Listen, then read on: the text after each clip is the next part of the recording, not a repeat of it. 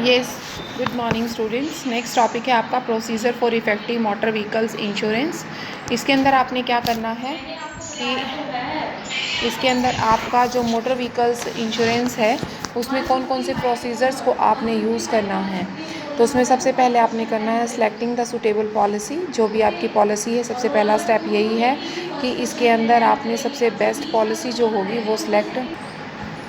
तो सबसे पहले आपने क्या करना है, सबसे पहले काम यही है, फर्स्ट स्टेप जो है कि आपने सूटेबल जो पॉलिसी होगी आउट ऑफ द जो भी आपकी available policies as per the motor insurance होंगी, उनमें से जो भी आपको बेस्ट और ठीक लगती हैं, जो आपके पॉलिसीज़ की टर्म्स और कंडीशंस आपको सूटेबल लगती हैं, उन्हीं के बेसिस पर आपने पॉलिसी को लेना है। फिर उसके बाद आपने प्रपोजल फॉर्म को फिल करना है। प्रपोजल फॉर्म के अंदर आपने सारी डिटेल्स, नेम, एड्रेस वगैरह है, आपके टाइप ऑफ कवर क्या है, व्हीकल की डिटेल्स वगैरह क्या है, उसका प्रॉपर ड्राइवर कौन है, इंश्योरेंस करवाने वाला पर्सन कौन है, एज क्या है, उसके पास किस तरह का लाइसेंस है, ठीक है, उसकी फिर व्हीकल से रिलेटेड जो भी है कि किस टाइम ख़रीदा गया, कब मैन्युफैक्चर हुआ, उसका रजिस्ट्रेशन नंबर क्या है, उसकी कैपेसिटी क्या है, मॉडल क्या है, टाइप ऑफ द बॉडी क्या है, ये सारी डिटेल्स आपने इसके अंदर फिल करनी है।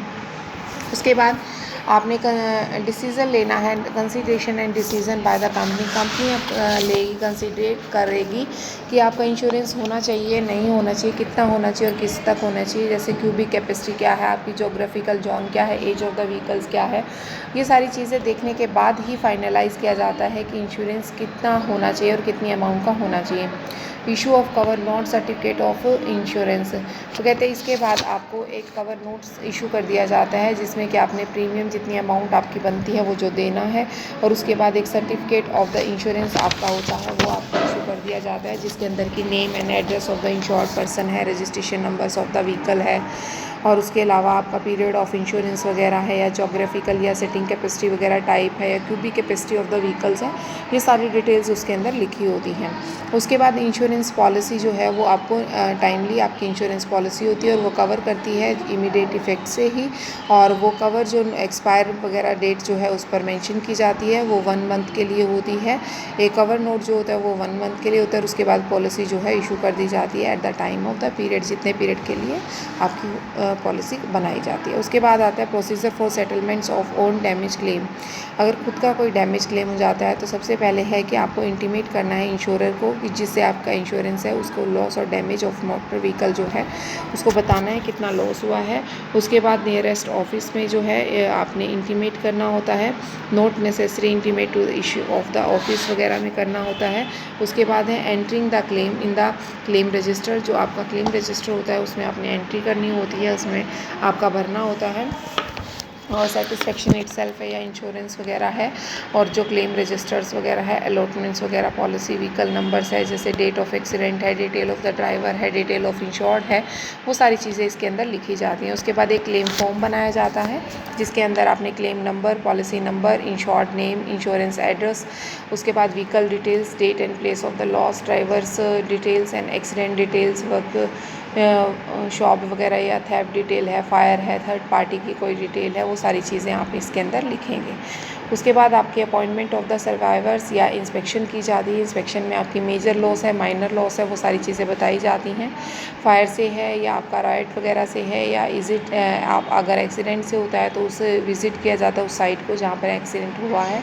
उसके बाद आपने स्पोर्ट सर्वे करना होता है एक्सीडेंट्स ऑफ द व्हीकल का, या वर्शिप वगैरह पे है, या survey against the visit of the take करना होता है। उसके बाद आपका intimation to the policy state and FIR करवानी होती है कि आपने पॉलिसी स्टेट को इन्फॉर्म करना होता है और एफआईआर करनी पड़ती है। अगर आपका कोई एक्सीडेंट होता है तो आपकी एफआईआर बनाई जाती है, तो थर्ड पार्टी होता प्रॉपर्टी से को इन्फॉर्म किया जाता है, और उसके बाद इसकी एक कॉपी जो है, कवर कॉपी जो है वो सर्वाइवर को सेंड की जाती है। उसके बाद उसके क्लेम्स जो हैं वो सेटअप कर दिए जाते हैं। जो भी क्लेम उसने की होती है, जो लाइबिलिटी आपकी कंपनी की डिटरमाइन की जाती है, बनाई जाती है और सबमिट की जाती है। उसके बाद आता है टोटल लॉस क्लेम सेटलमेंट। जो भी आपके टोटल लॉस वगैरह होते हैं व्हीकल्स के पोजीशन में, उसमें रिपेयर्स वगैरह है या कोई भी इकोनॉमिक प्रिकॉशंस वगैरह हैं, then it can be make of negotiations with the insured, declare it total loss, और उस टोटल लॉस ऑफ रीजनेबल्स या fair sum as per the market value जो है उसको किया जाता है, उस लॉस को सेटल कर दिया जाता है। उसके बाद आपका आता है नेक्स्ट अगर आपका सेटलमेंट ऑफ द थीफ के थ्रू होता है तो कहता है अगर आपकी थीफ ऑफ द व्हीकल्स है या अनदर केस है विच में be gain rise to the total loss वगैरह है, तो उस केस में हम क्या करते हैं कि जो इंश्योरेंस है फाइल्स जो हैं वो कंप्लेन की जाती हैं और एक एफआईआर लॉन्च की जाती है। उस एफआईआर के बाद जो होता है एक स्टेशंस वगैरह नॉन एज आ स्टेशंस डायरी एसडीई नंबर दिया जाता है। उसके बाद एक पॉलिसी इन्वेस्टिगेशन होता है जिस पर कि आपकी ट्रेस ऑफ द व्हीकल तैयार किया जाता है और एक एसडी नंबर के बेसिस पे एक आरसी बुक तैयार की जाती है। आरसी और आरटीए नंबर्स वगैरह इशू किए जाते हैं। उसके अंदर जो डॉक्यूमेंट्स होते हैं वो कहते हैं क्लेम फॉर्म भरा जाता है, रजिस्ट्रेशन बुक तैयार की जाती है, ड्राइविंग लाइसेंस वगैरह है या परमिट टू द है या फिटनेस सर्टिफिकेट है, पॉलिसी रिपोर्ट्स वगैरह है, बिल फॉर रिपेयर्स वगैरह है, सर्वे रिपोर्ट्स वगैरह है या सेटिस्फेक्शन नोट वगैरह है, वो सारी चीज़ें इसके अंदर आती हैं। सेटलमेंट ऑफ थर्ड क्लेम और एक्ट में under section 165 of motor vehicle act 1988 के अंदर जो स्टेट गवर्नमेंट है can set up claim of the traveller of the motor accident and adjusting the third party of the claim. और उसमें क्या किया जाता है आपका,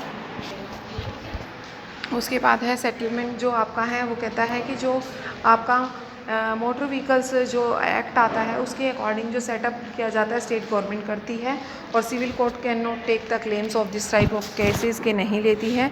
और जो एप्लीकेशंस वगैरह है वो टर्मिनल्स वगैरह कोर्ट में शामिल की जाती है और 6 महीने की डेट के अंदर अंदर ऑफ द एक्सीडेंट शामिल की जाती हैं।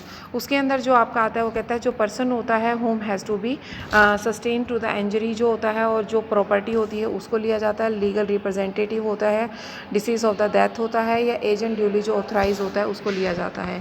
इसके अंदर भी वही क्लेम का होता है। सबसे पहले तो आपका जो है अंडर सेक्शन 166 मैक्ट एक्ट के अंदर जो है एक नोटिस तैयार किया जाता है, उस नोटिस में इसको लिखा जाता है। उसके बाद एक अवार्ड डिटरमाइन किया जाता है, अमाउंट ऑफ द कंपनसेशन और specific for the name of the person उसमें लिखा जाता है। उसके बाद कुछ जो आपकी डिलीवरी वगैरह कॉपी ऑफ द अवार्ड्स होते हैं कंसर्न होते हैं पार्टी के, वो 15 डेज़ के अंदर अंदर डेट ऑफ द अवार्ड किया जाता है और एक पर्सन जो होता है वो रिस्पॉन्सिबल होता है इस अमाउंट को पे करने के, इस कंपनसेशन को विद इन 30 डे।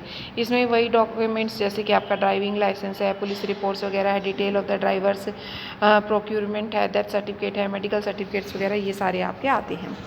उसके बाद आपका एक छोटा सा टॉपिक है ग्रोथ ऑफ द इंश्योरेंस। इसके अंदर आपका डाटा दिया हुआ है बेटा, आपने उस डाटा के बेसिस पे करंट डाटा आपने इसके अंदर करना है और इस हिसाब से आपका ये चैप्टर जो है मेरी तरफ से फिनिश हो जाता है। आप इसको कंप्लीट कर लीजिए। जो नेक्स्ट चैप्टर है वो हम आपका कल से स्टार्ट करेंगे, जो कि आपका क्या है इंश्योरेंस इंटरमीडिएटर्स हैं या इंटरमीडिएटरीज़ हैं, वो आपका लास्ट है चैप्टर, वो आपको बता दिया जाएगा कैसे आपने करना है। ओके बेटा, गुड बाय।